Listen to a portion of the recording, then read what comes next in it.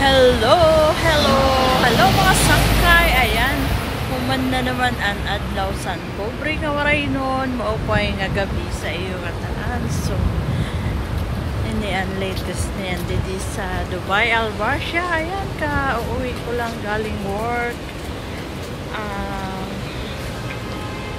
Pagod, sobrang nakakapagod as in. Kaso lang, kailangan magtiis para sa ating mga anak. Shoutout sa aking mga anak dyan. Gusto ko na kayo. Kaya ako nakauwi last year. See you soon next year.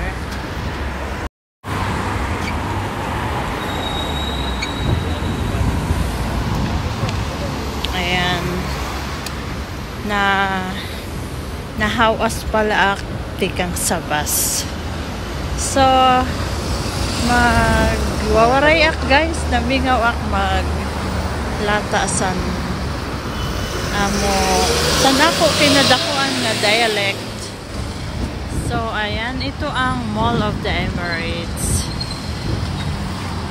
backside to siya. So ito yung parking side dyan.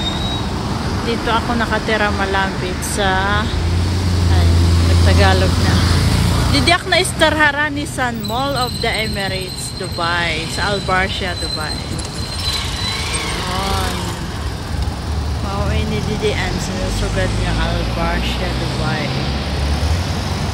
Pag tag-uran sinigi babaha itong doon siya. So dire ila dito sa Pinas ang baha in na oran. Pero an oran didi once a year la. Dire nga kada semana na oran.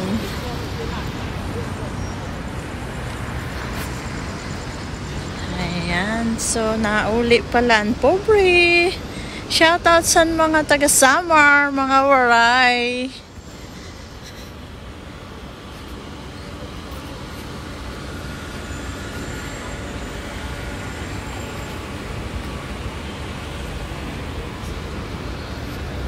So, didi barakta sa igadlat ito nga bonggain nagkakauli kang sa trabaho. Okay la pag winter, pero pag summer nakakaaning.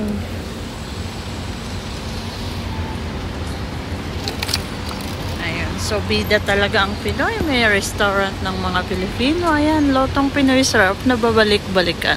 Kusinerong Pinoy restaurant.